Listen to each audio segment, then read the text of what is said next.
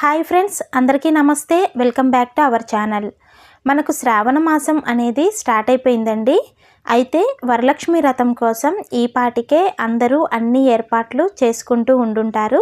ఉద్యోగం చేసేవారైనా సరే, ఇంట్లో ఉండేవారైనా సరే, హడావిడి లేకుండా పూజలో ఏది మర్చిపోకుండా ప్రశాంతంగా వ్రతం చేసుకోవటానికి మనము ముందు రోజు ఏ విధంగా అన్నీ సిద్ధం చేసుకోవాలో ఈరోజు వీడియోలో తెలుపబోతున్నానండి. స్కిప్ చేయకుండా మొత్తం చూసి వీడియోను లైక్ చేసి షేర్ చేయండి. మీరు వీడియోని లైక్ చేసి షేర్ చేయటం వలన ఆధ్యాత్మిక పరంగా ఎంతోమందికి తెలియని విషయాలను మన ద్వారా తెలిపిన వాళ్ళం అవుతామండి. సో తప్పకుండా వీడియోని లైక్ చేసి షేర్ చేయండి. ముందుగా అయితే వ్రతంలో మనము ఉపయోగించే పూజా సామానండి.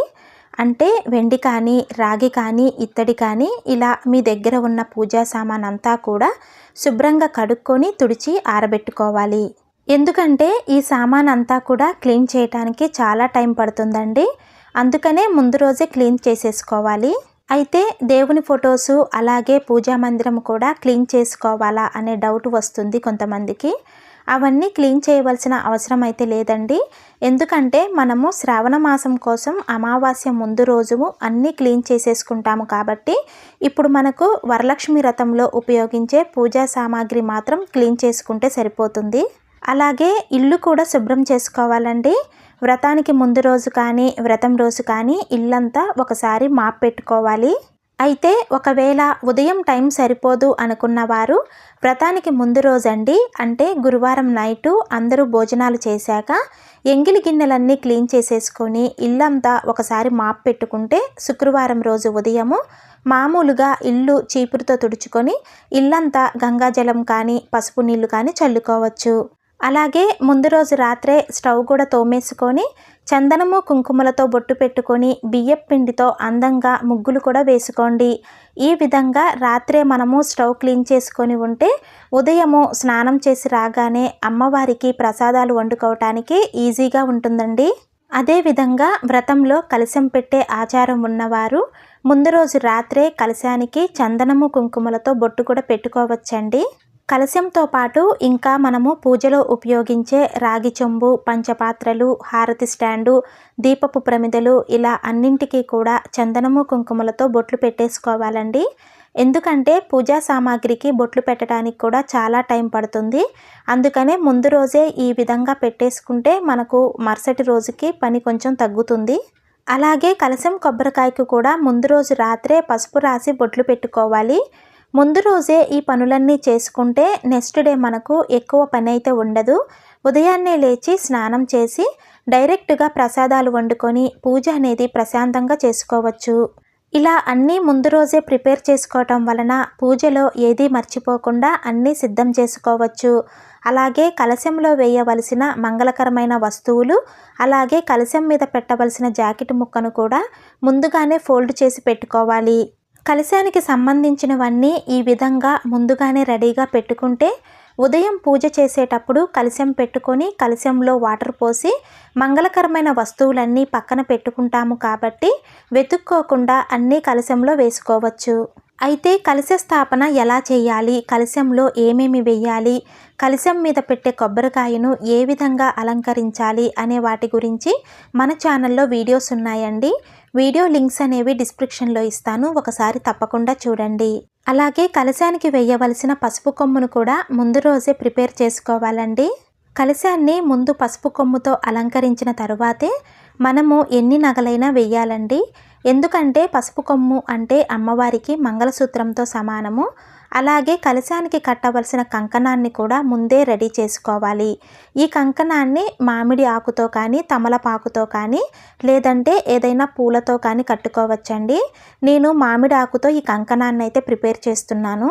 అదేవిధంగా అమ్మవారి అలంకరణ కోసం పూలమాలలు కూడా ముందు రోజే కట్టుకోవాలండి. ఎందుకంటే పూలమాలలు కట్టుకోవటానికి కూడా చాలా సమయం పడుతుంది. నేను ఇక్కడ లిల్లీ పూల మాల కడుతున్నాను. మీకు అందుబాటులో ఏ పూలు ఉంటే ఆ పూలతో మీరు ముందు రోజే పూలు కూడా కట్టుకొని సిద్ధంగా ఉంచుకోండి. అలాగే కామాక్షి దీపం అండి. కామాక్షి దీపానికి మీరు ఏదైనా డెకరేషన్ చేయాలి అనుకుంటే అది కూడా ముందు రోజే చేసుకొని దీపానికి చందనము కుంకుమలతో బొట్లు పెట్టి అలంకరించుకోవాలి. అదేవిధంగా పూజలో పెట్టుకునే లక్ష్మీ అమ్మవారి చిత్రపటాన్ని కూడా చందనము కుంకుమలతో అందంగా బొట్లు పెట్టి ముందుగానే అలంకరించుకోవాలి. అయితే శ్రావణ మాసం వచ్చింది అంటే మనకు పూలు కానీ పండ్లు కానీ చాలా రేట్లు ఉంటాయండి.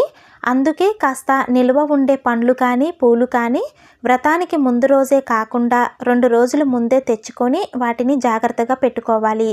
అంటే దానిమ్మలు, యాపిల్స్, అలాగే చామంతులండి. చామంతులలో కలర్స్ ఉంటాయి కదా, వాటిల్లో ఒక 3-4 కలర్స్ తెచ్చుకుంటే వ్రతానికి మనకు బాగా ఉపయోగపడతాయి. దానిమ్మలు, యాపిల్స్, అలాగే చామంతులు అయితే 4 రోజులైనా పాడవకుండా ఉంటాయండి. అలాగే పూజకు కావాల్సిన ముఖ్యమైనవి తమలపాకులు. తమలపాకులు కూడా శుక్రవారాలలో చాలా రేట్లుంటాయి. కాబట్టి తమలపాకులు కూడా 2 రోజుల ముందే తెచ్చి నిల్వ పెట్టుకోవాలి.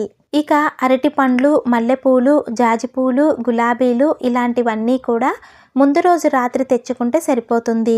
అలాగే వరలక్ష్మి వ్రతంలో తప్పకుండా పెట్టవలసిన తోరాలు కూడా ముందు రోజే ప్రిపేర్ చేసి పెట్టుకోవాలండి.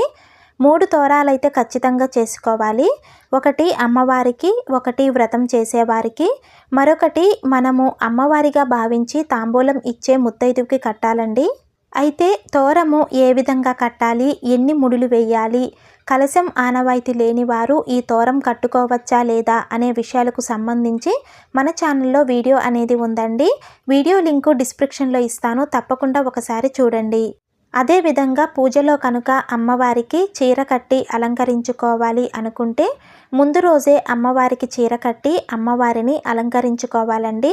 ఎందుకంటే అమ్మవారికి చీర కట్టి నగలు వేసి అలంకరించడానికి కూడా చాలా సమయం పడుతుంది. అదేవిధంగా బ్యాక్గ్రౌండ్ డెకరేషన్ కూడా ముందు రోజే చేసుకోవాలి. డెకరేషన్కి కూడా చాలా టైం పట్టేస్తుంది.